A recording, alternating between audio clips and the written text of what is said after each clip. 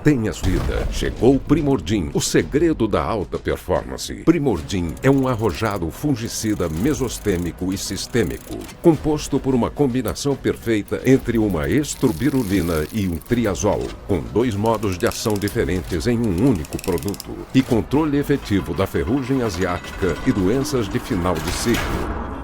Primordim, o segredo de um fungicida de alta performance. Uso agrícola, venda sob receituário.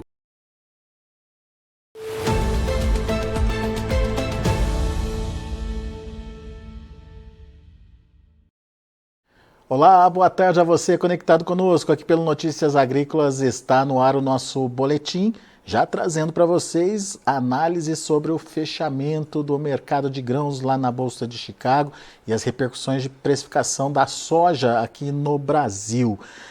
Quem está comigo hoje é Cristiano Palavro, lá da Pátria Agronegócios, que vai nos ajudar a entender esse movimento positivo, altas aí em torno de 30 pontos nos principais vencimentos, afastando aquele contrato novembro, que é referência para os negócios da safra americana, daquele nível dos $10 por bushel. Hoje o mercado acabou fechando ali nos 10,68.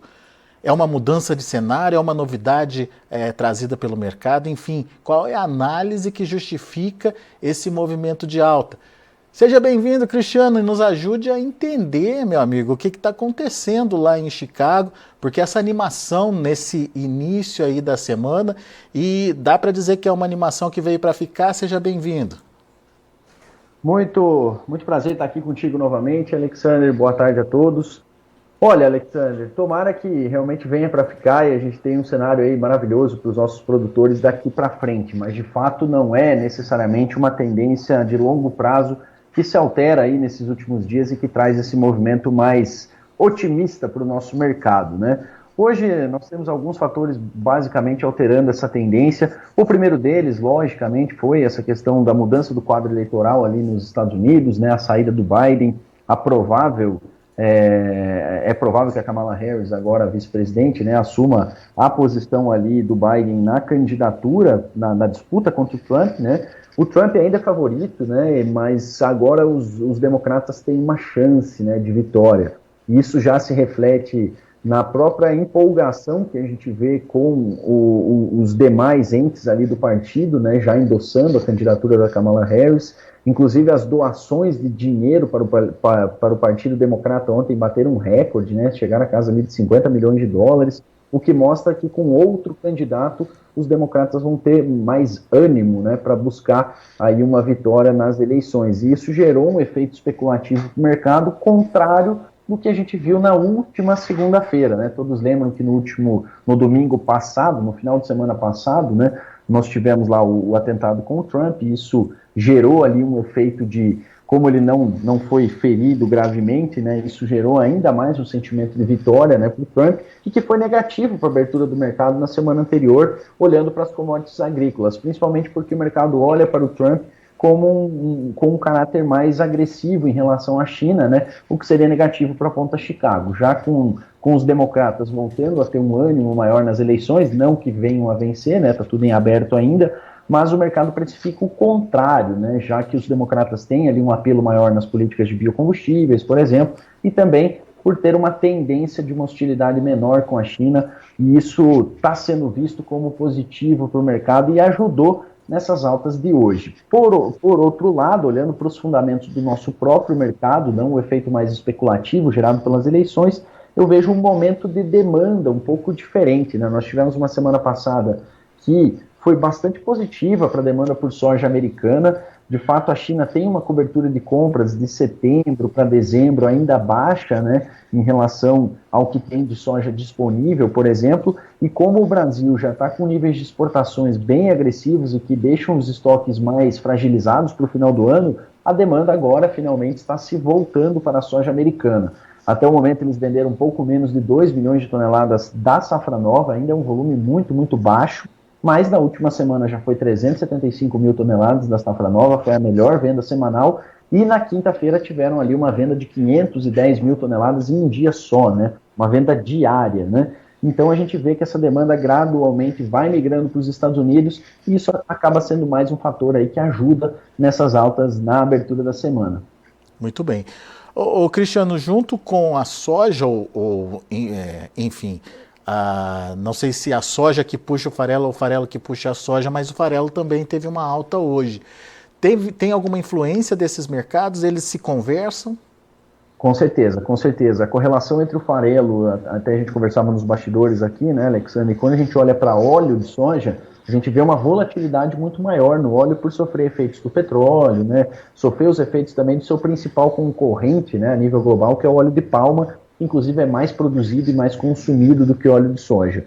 Já quando a gente olha para o farelo, a correlação é bem maior com o mercado da soja grão. É muito difícil você ver um dia com o farelo subindo agressivamente e a soja não acompanhando, né? Já no caso do óleo, a gente vê movimentações distintas muitas vezes. Eu vejo esse cenário do farelo puxado aí por essa demanda chinesa. A produção de rações na China ela está aquecida, está vivendo momentos aí mais favoráveis. A própria suinocultura do país vem melhorando suas margens, e isso dá um sentimento de que a demanda pode continuar firme e crescente para o ano de 2025. E se o farelo sobe, certamente a gente tem um suporte sim para a soja. E lembrando que se o farelo sobe, ele também, o grande parceiro do farelo nas rações animais é o milho, né? Então ele também vem subindo na carona aí dessas movimentações positivas do derivado. E a Argentina não está lá muito animada com as vendas nesse momento, principalmente de farelo, né, Cristiano? De fato, para vários produtos a gente está observando um produtor argentino mais cauteloso nas negociações, né? Milho, a gente vê que a venda do produtor argentino está muito lenta, isso vem favorecendo inclusive um melhor momento da demanda por milho aqui no Brasil, na ponta exportadora, que teve muito fraca, né? Muito pouco demandadora nesses últimos meses. Então, realmente, o produtor argentino mais retraído na venda, apesar de ter uma safra melhor esse ano, maior. Se o produtor não coloca esse produto no mercado, é um produto que fica retido por lá, e isso acaba ajudando outros mercados a subirem, inclusive o nosso aqui, o mercado interno. Muito bem. Cristiano, vamos retomar um pouquinho dessa questão política lá nos Estados Unidos, que é muito importante, porque, como você bem pontuou, no início da semana passada era negativo o cenário, no início dessa semana foi positivo. Não é um fator que traz tendência, né? Ele traz esse movimento pontual aí para o mercado, mas me corrija se eu estiver errado, mas não deve trazer uma tendência aí para os preços, pelo menos até a confirmação de ganho de um ou outro lá nos Estados Unidos. Mas até que ponto isso pode continuar influenciando e o fato da soja ter se distanciado daquela base de preço dos 10,30 ali, enfim, daquele suporte importante ali, melhora o cenário para a soja ou não? A tendência ainda é negativa? Não, de fato melhora um pouco, né, Alexandre, porque se a gente olhar, Chicago bateu uma mínima, né, inclusive superior às mínimas, inferior, né, às mínimas que a gente tinha observado até então. A soja se sustentava na casa de 11,20, 11,15, né, nos últimos meses, bateu ali algumas vezes, voltou, e aí conseguiu romper esse patamar dos 11, né, nesses últimos dias, e foi para um nível que ela não tinha operado ainda no curto prazo, né? Esses preços que a gente viveu aí na semana passada, principalmente, eram preços que a gente não via em Chicago desde 2021.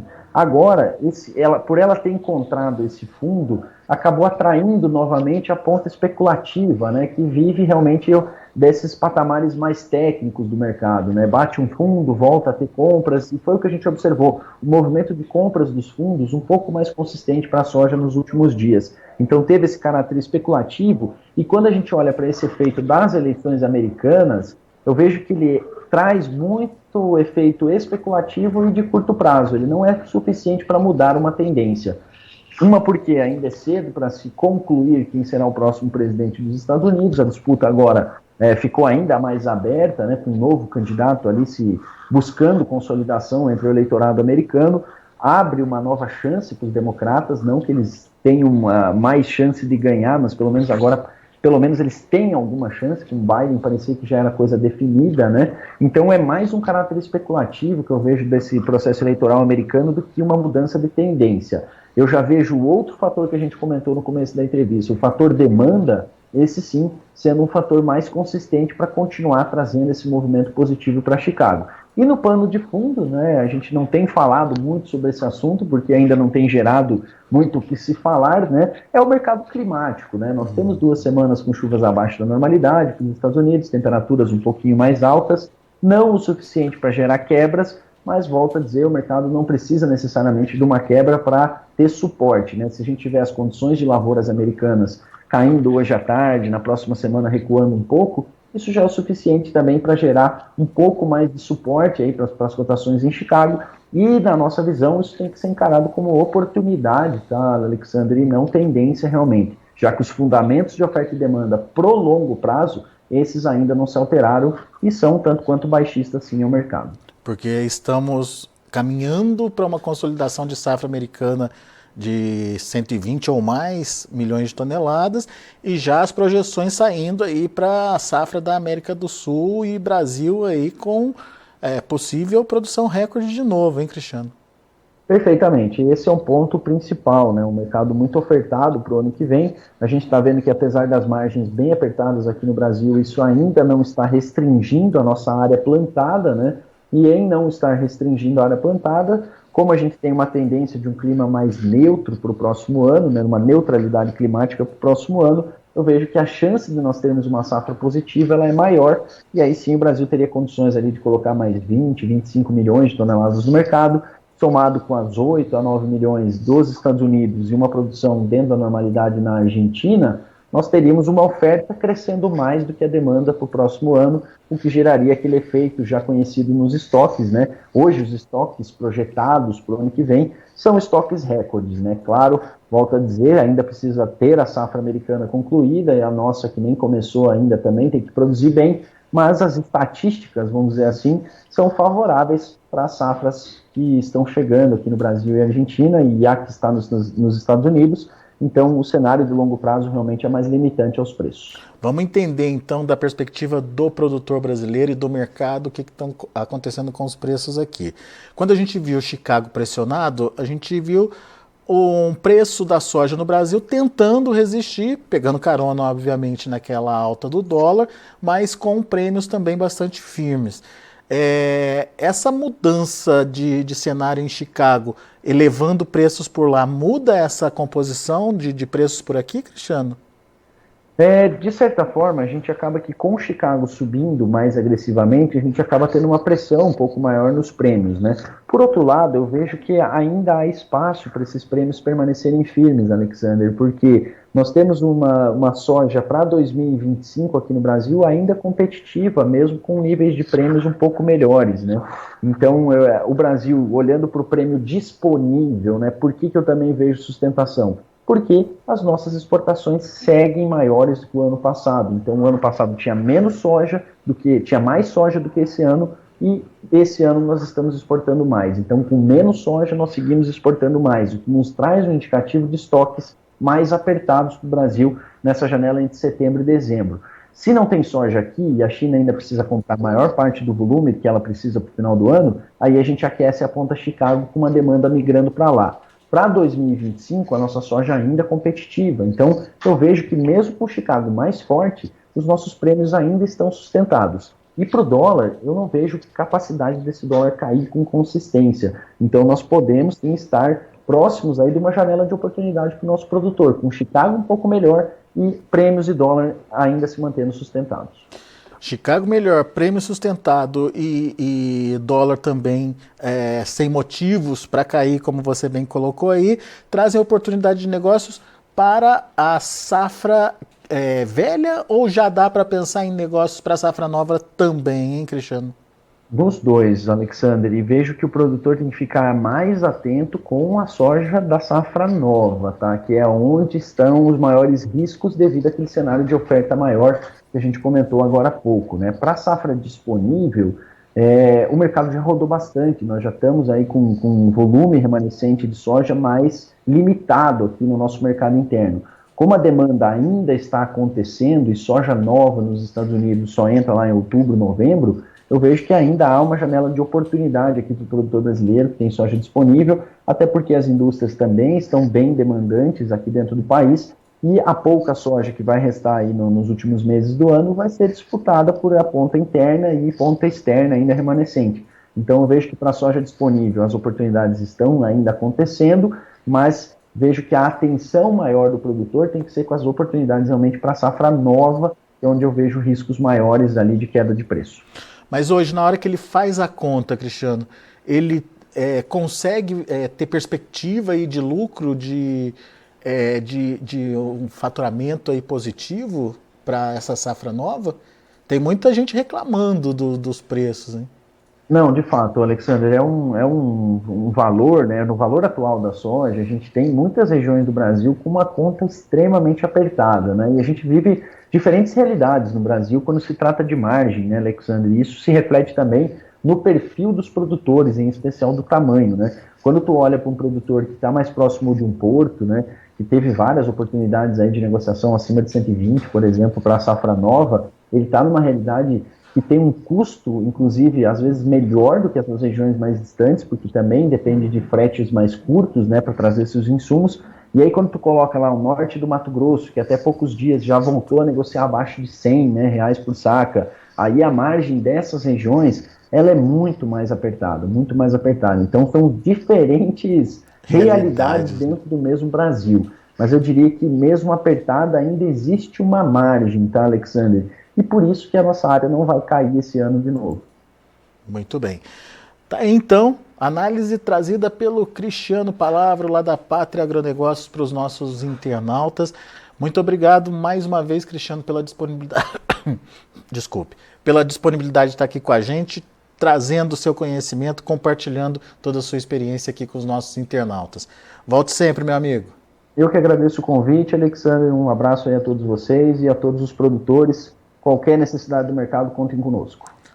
Muito obrigado. Tá aí, Cristiano Palavro, Pátria Agronegócios, aqui com a gente, trazendo as informações do mercado. Uma reação importante hoje, altas em torno aí de 30 pontos nos principais vencimentos, distanciando de novo a soja daquele patamar dos 10 dólares por bushel no vencimento novembro, que é a referência dos negócios lá para os Estados Unidos. De acordo com o Cristiano, motivações, questão política, principalmente com a retirada do Biden da disputa eleitoral lá nos Estados Unidos, que reforça aí a possibilidade, pelo menos esse é o entendimento do mercado, de uma competição mais justa ali com o Trump. Outra questão que o Cristiano trouxe para a nossa discussão, demanda bastante significativa, ou pelo menos melhorando pela soja americana, 2 milhões de toneladas já, uma demanda que não acontecia, que começou atrasada, e também questões paralelas como o clima, que continua influenciando e pode ainda ter alguma motivação negativa na oferta aí, obviamente dependendo de mudanças do clima daqui até os próximos 40 dias, 30, 40 dias, e pontualmente o farelo também trazendo aí uma perspectiva de suporte aí para um movimento de alta da soja. Enfim, condições que fizeram o mercado subir. Vamos ver como encerraram os preços lá na Bolsa de Chicago? Acompanhe comigo na tela. A gente tem agosto fechando a 11 dólares e 17 centes por bushel, uma alta de 20 pontos e meio. Para setembro, 11 dólares e 64 centes por bushel, uma alta de 28 pontos. Novembro, 10 dólares e 68 centes por bushel, subindo 32 pontos mais 75. Janeiro, 10 dólares e 83 centes por bushel, uma alta aí de 32 pontos. Esses são os números do mercado da soja. Vamos ver como finalizou o milho hoje lá na Bolsa de Chicago. Alta também. Setembro, 4 dólares por bushel, uma alta de quase 10 pontos. Dezembro, 4 dólares e 15 centes por bushel, 10,25 de alta. O março, 4 dólares e 29 centes por bushel, uma alta de 10 pontos mais 75. O maio, 4 dólares e 39 centes por bushel, uma alta de 11 pontos mais 25. Esses são os números do milho. E a gente tem também o trigo. Para setembro, 5 dólares e 48 centes por bushel, 5 pontos mais 25 de elevação. Dezembro, 5 dólares e 73 centes por bushel, 5 pontos de alta. Março, 5 dólares e 93 centes por bushel, alta de 5 pontos mais 25. E o maio, 6 dólares e 4 centes por bushel, uma alta de 5 pontos mais 25. São os números do mercado de grãos já com o fechamento desta segunda-feira lá na Bolsa de Chicago. A gente vai ficando por aqui, agradeço a sua atenção e a sua audiência. Notícias agrícolas, informação agro-relevante e conectada.